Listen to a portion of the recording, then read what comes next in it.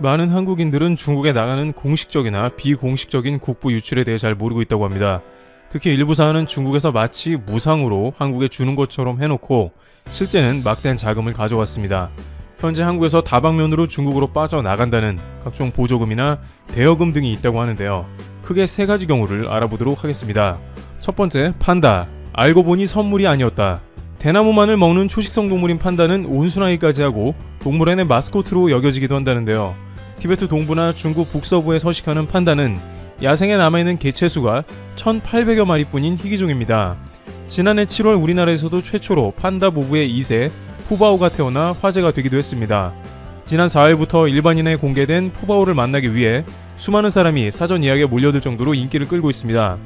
이처럼 판다는 세계 곳곳의 동물원에서 명물이자 흥행 보증수표로 귀한 대접을 받고 있습니다. 한편 중국의 판다는 귀엽다는 이유로 각국을 상대로 중국이 외교 선물로 보내준 가교 역할을 하는 동물입니다. 냉전 시대에 소련에 2차례나 판다를 보내는 등 중국 정부는 세계 각국과의 외교 현장에 판다를 일종의 무기로 삼아왔다고 합니다. 폐쇄되었던 중국은 외교를 오픈하며 판다를 보냈습니다. 귀여운 판다로 중국의 이미지를 더 좋게 하려는 것입니다. 2017년 미국의 일간 월스트리트 저널은 판다가 중국의 강성 외교를 완화하는 보조 외교관 역할을 하고 있다고 평가했습니다. 푸바오의 엄마와 아빠인 아이바오와 러바오 역시 2014년에 시진핑 주석이 방한해 판다 선물을 약속하면서 우리나라에 오게 된 경우입니다. 하지만 이것이 실상은 말로만 선물이라는 주장이 제기됩니다. 사실 세계 곳곳 동물원에서 사랑받고 있는 판다는 모두 중국의 소유입니다.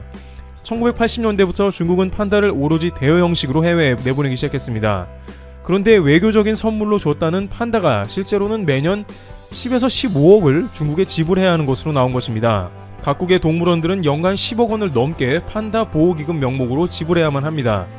그런데 이렇게 비싼 돈을 내야 하니 일부 국가에서는 판다를 중국으로 돌려보내는 일도 생기는 것인데요. 영국 일간 가디언 등 외신에 따르면 최근 에든버러 동물원이 판다 반납을 고려하는 이유는 돈이라고 보도했습니다. 스코틀랜드 왕립동물학회 최고 경영자인 데이비드 필드는 판다 양광과 TNTN 관련 계약 변경을 포함한 경비 절감안을 심각하게 검토 중이라고 밝혔습니다. 코로나19 사태로 장기간 운영을 중지하고 재정난을 맞은 동물원에 연간 100만 파운드, 약 15억 원의 판다 대여료가 너무 큰 부담이라는 겁니다. 과거 우리나라 에버랜드에서도 경제적 부담으로 판다 2마리를 돌려보냈던 적이 있습니다. 중국은 1994년 우리나라의 한중 수교를 기념해 밍밍과 리리라는 판다 한 쌍을 선물한 적이 있었습니다. 1998년 IMF 외환위기 당시 이 판다를 둘러싸고 외화 유출 등 부정적 여론이 높아지면서 결국 판다를 중국으로 반환했습니다. 그런데 이러한 사실은 한국의 네티즌들에게 매우 큰 논란이 되고 있습니다. 우선 지금까지 중국이 한국에 판다를 보내준 것은 외교적인 선물로 무상 대여인 줄 알았다는 것입니다. 하지만 한국은 매년 10억을 넘게 내고 있었으며 대여 기간 동안 판다를 관리하는 비용도 엄청납니다. 그럼에도 불구하고 중국에서는 판다를 국보로 여겨서 지난 블랙핑크가 맨손으로 판다를 만졌다며 비난했습니다. 중국인들이 자신들의 국보인 판다를 함부로 대했다며 항의한 것도 모든 판다가 중국의 소유라는 인식이 강하기 때문입니다. 반면에 중국의 농구 스타 야오밍이 만진 판다에 대해서는 중국 것이니 중국인은 만져도 된다는 황당한 논리였습니다. 이에 한국 네티즌들은 공짜도 아니었는데 그런 거냐 라면서 당장 판다를 중국으로 데려가라고 화를 내는 모습입니다. 희귀종이라 상점 모시듯이 대하듯 했는데 거기에다가 매년 수십억 관리비가 들어가니 충격이라는 반응입니다. 세계적인 여론도 그리 좋지는 않은 상황입니다. 중국이 판다 외교를 넘어서 판다 대여 사업을 한다는 비판도 계속해서 제기되는 것입니다. 많은 네티즌들은 선물이라는 것은 상대방에게 아무런 대가 없이 주는 것을 선물이라고 말한다라면서 중국의 판다가 10에서 15년 한국에 머물면서 수백억이 지출된다면 장사한 거지 선물인가 라고 되묻고 있습니다. 게다가 거액을 받고 있으면서도 오히려 중국 네티즌들은 중국의 보물인 판다를 잘 키우라며 큰소리였습니다. 또한 최근 중국은 계속해서 한국의 속국 프레임을 씌워 한국의 모든 것이 중국 것이라는 주장을 하고 있습니다. 한 중국 방송에서는 태권도는 한국 것이 맞다. 그러나 한국이 중국의 속국이므로 태권도는 결국에는 중국의 무예라고 할 수 있다는 취지의 방송도 내보내서 이번엔 태권도 논란도 지속되고 있습니다. 따라서 많은 한국인들은 중국이 주변 나라에 민폐를 끼칠 뿐만 아니라 선물조차 장사하려는 의도를 보였다며 중국이 한국의 국교를 처음 열었다며 보내준 판다에 대해서 신중하게 생각해 봐야 한다는 의견을 제기합니다. 두 번째, 한국의 친환경 보조금 어디로 가나? 정부가 지원하는 각종 친환경 관련한 보조금이 상당히 중국 기업에 들어가는 게 아니냐는 비판이 나옵니다. 중국산 전기 이륜차의 경우 2년간 약 170억 원이 지원되었고 중국 기업만 살려준 꼴이 된 것입니다. 중국은 반대로 한국산 배터리를 탑재한 차량에는 오랫동안 보조금을 지급하지 않아 차별했습니다만 한국에서는 공급 부족 등 다양한 이유로 중국산 전기 이륜차나 전기 버스에도 보조금을 지급했습니다. 한국에 돌아다니는 전기버스의 보조금 중에 30% 정도인 약 400억 원이 중국산 전기버스로 지급된 바 있습니다. 그런데 현재 중국은 미래 차시장 패권을 중국이 거머쥔다며 강한 드라이브를 걸고 있는 상황입니다. 따라서 이러한 미래 사업 전환 국면에 한국이 중국 기업에 친환경이라고 해서 보조금을 줄 게 아니라 오히려 중국을 견제해야 하는데 자칫 전기차 시장 일부가 중국에 잠식될 가능성도 있다는 것입니다. 또한 태양광 패널 역시 2020년 기준으로 중국산이 32%가 넘는 점유율을 기록했다고 합니다. 2019년에 20%에 비해서 10% 넘게 상승했는데 이 역시 국고에서 상당히 보조금이 나갔습니다. 친환경 정책은 좋지만 이것을 국내 산업 육성이 아닌 중국 기업 배를 부르게 한다면 안 된다는 지적이 나옵니다. 또한 태양광 패널에 들어가는 보조금은 전기요금에서 나가는 방식이라 추후 전기요금 상승 요인도 됩니다. 일각에서는 이러한 중국산 패널들이 무분별하게 한국에 들어와 더욱 한국을 오염시킬 수도 있다고 하면서 중국은 한국에 그런 보조금도 안 주는 판에 한국이 중국 기업에 보조금을 지불할 필요는 없다고 주장합니다. 게다가 중국은 한국에 미세먼지 등 각종 오염물질을 보내니 오히려 한국이 보조금을 줄 게 아니라 중국과 협상을 통해서 환경 문제에 대한 보상금을 받아내야 한다는 의견도 나옵니다. 세 번째, 중국에서 오는 우편요금, 한국이 내고 있다. 중국의 알리익스프레스 등 많은 인터넷 쇼핑몰에서 국가의 우편으로 저렴하게 한국에서 받을 때가 있습니다. 그런데 알고 보니 이러한 우편 요금의 상당 부분을 중국이 아니라 한국에서 부담하고 있었다는 것이죠. 예를 들어 중국에서 1,000원짜리 제품을 구매했는데 한국까지 배송료가 무료인 경우가 있습니다. 그런데 이 요금을 한국에서 상당히 지불해 주는 것이고 한국에서 매년 중국에 우편 보조금이 나간 것입니다. 한국에서조차 배송료 2,500원 정도가 붙는데 왜 이러한 불합리한 일이 생겼냐고 물을 수 있는데요. 이는 만국우편연합 UPU의 협정에 따라 선진국이 좀 더 많은 비용을 지불하게 되어 있기 때문입니다. 한국은 그룹2에 속해 중국 그룹3에 비해 윗단계라 한국이 부담하는 우편 취급비가 더 비싼 것입니다. 이는 한국뿐만 아니라 전세계의 많은 나라에서 사실 중국의 우편 요금을 보조해주고 있다는 뜻도 됩니다. 미국의 트럼프 대통령은 이러한 제도를 강하게 비판했고 140년간 가입해온 UPU를 탈퇴해야 한다고 주장했습니다. 한 보고서는 미국이 연간 3에서 6천억 원으로 중국 우편물에 보조금이 나가고 있다고 밝혔습니다. 홍콩의 S&P는 트럼프 대통령이 UPU를 탈퇴하면 중국의 소상공인이 엄청난 타격을 입을 것으로 예측했습니다. 그만큼 중국에서는 선진국의 배송비에 기대서 저렴한 물건을 엄청나게 배송해왔던 것입니다. 중국은 자신들이 불리할 때는 개발도상국 포지션에 있고 전 세계를 향해서는 G2라며 힘을 과시하고 있습니다. 많은 이들은 중국이 세계경제 G2라고 하면서도 온갖 이득은 뒤로 보는 행태를 고쳐야 한다고 말합니다. 이상으로 중국이 한국에서 유출해가는 각종 국부들을 살펴봤습니다. 최근 각종 중국의 행태까지 더해져 더욱더 중국을 비판하는 목소리가 커지고 있습니다. 트래블튜브 여기서 마치겠습니다. 감사합니다. 미국 대선이 최악의 시나리오로 흘러가고 있습니다. 트럼프 대통령과 바이든 후보는 사실상 진흙탕 싸움을 예고한 상황입니다. 현재 경합주의 결과가 다 나오지 않았습니다. 엎치락 뒤치락 하면서 정쟁을 펼치고 있는데요. 미국 주요 언론들은 러스트벨트에 속하는 경합주 중 한 곳인 미시간주에서 바이든 후보가 승리할 것이라고 예측했습니다.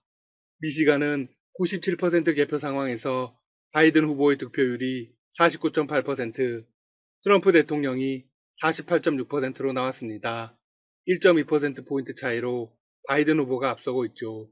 개표 초반에는 바이든 후보가 밀리다가 우편 투표가 개표되면서 역전하는 모습이 나타났습니다.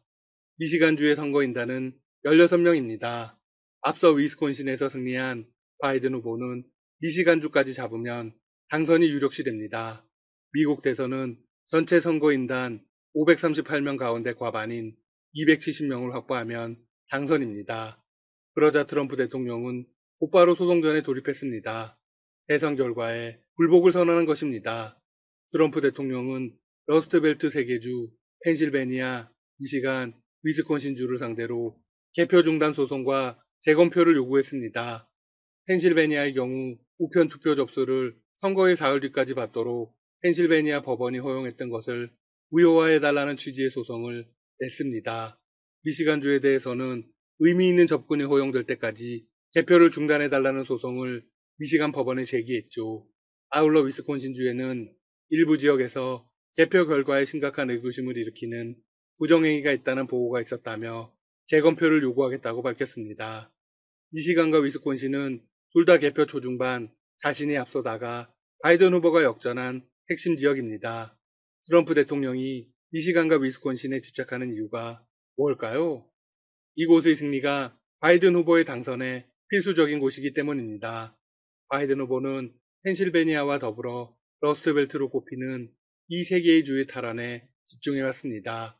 개표가 끝나기도 전에 행동에 돌입한 이유는 우편투표 개표 때문입니다. 우편투표가 개표되면 바이든 후보가 핵심 경합주에서 역전할 가능성을 우려한 것입니다. 그런데 실제로 날이 밝고 개표가 계속되자 미시간과 위스콘신에서 트럼프 대통령이 우려했던 일이 일어났습니다. 바이든 후보가 역전에 성공한 것입니다. 바이든 후보는 264명의 선거인단을 확보하며 당선이 유력한 상황입니다. 트럼프 대통령이 소송을 통해 법정 공방과 재검표 요구 등의 조치에 돌입함에 따라 당선인 확정이 지연되게 되었습니다. 불확실성이 가중되면서 미국 사회는 극심한 혼란을 겪을 수 있다는 우려가 나옵니다. 트럼프 대통령은 개표 결과를 연방 대법원에 가져가겠다는 뜻을 공언한 상태입니다. 트럼프 대통령은 선거 전부터 연방 대법원을 수차례 언급했습니다. 이유가 뭘까요? 대선 전 에이미 코니 베럿 연방 대법관의 취임으로 확실한 보수 우위로 재편되었기 때문입니다. 무려 보수 대 진보가 6대 3입니다. 소송 결과가 트럼프 대통령에게 유리하게 나올 가능성이 큽니다. 위스콘신에서는 2016년 대선 때도 재검표가 있었습니다. 미 녹색당 후보 질 스타인의 요구로 이루어진 것이었죠. 당시 트럼프 당선인의 강력한 반대 속에 대선 한 달여 만인 12월 12일에 결과가 나왔습니다. 당시 트럼프 대통령은 131표를 얻었습니다. 반대했는데 자신에게 더 유리하게 된 것이었죠. 하지만 트럼프 대통령의 이번 재검표 요구는 효력이 없을 거라는 분석이 지배적입니다. 같은 공화당 소속의 스콧 워커 전 위스콘신 주지사는 이날 트윗에서 이렇게 말했습니다. 2만 표 차이는 재검표로 넘기에는 높은 장애물이다.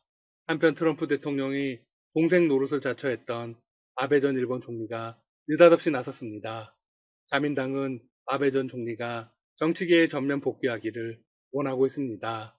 그들은 아베 전 총리의 외교력이 현 시점에서 가장 필요하다고 강조하며 직접 만남을 가졌습니다.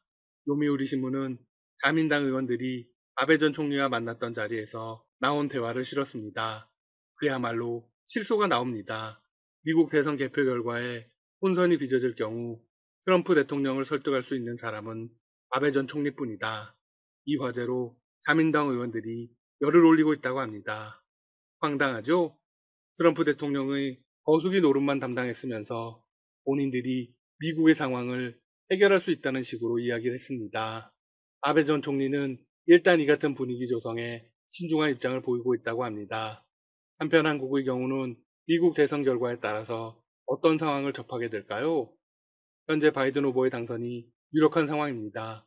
바이든 후보가 당선되면 미국은 대외적으로 중국을 압박하며 글로벌 리더로서의 입지를 다시 확립하려고 노력할 것입니다. 동맹국과의 관계를 강화하며 비용과 책임을 나누면서 국제 규범과 다자 협력을 통한 중국 압박에 나설 가능성이 크죠. 인도태평양 지역의 중요도는 변함이 없지만 세부적인 전략은 변경될 가능성이 큽니다. 트럼프 대통령이 아베 총리와 함께 구상한 쿼드나 쿼드 플러스의 개념이 사라질 수 있습니다. 다만 바이든 후보는 더 나은 미국 재건을 위해 국내 상황에 당분간 매진할 것입니다. 증세와 재정정책 확대가 경제정책의 주요 기조가 되겠죠? 바이든 행정부가 출범하면 트럼프 행정부의 국내의 정책들을 검토하고 수정하는데 많은 시간이 소요될 것이고 미국 내 경제적 혼란을 수습하는데 총력을 기울일 것입니다. 따라서 한반도 비핵화 이슈는 후순위로 밀릴 수 있습니다. 한국은 발빠른 대처를 해야 합니다. 물론 바이든 행정부는 북한의 핵 감축을 전제로 한 미북 정상회담 가능성을 열어놓고 있습니다. 트럼프 행정부보다 더 체계적인 비핵화 과정을 추진할 가능성이 있죠. 외교에 능통한 바이든 후보가 중국 견제 수단으로 북한을 미국 편으로 끌어당기기 위한 노력을 할 수 있습니다. 따라서 한국과의 협력을 중시할 것입니다. 반면 비용을 중시하는 트럼프 행정부와 달리 가치와 동맹을 중시하는 바이든 행정부는 한국의 반중연대 동참을 행동으로 보이라고 압박할 여지는 높습니다. 반면 트럼프 대통령이 재선에 성공할 경우 남북미 관계가 더 극적인 발전을 할 수 있습니다. 트럼프 대통령은 정상 간 친문을 바탕으로 북한과의 관계를 유지하고 있고 재선 시 김 위원장과 만날 의사가 있음을 표명했습니다. 북한도 트럼프 행정부 2기와 지속적인 관계 유지를 희망하고 있죠.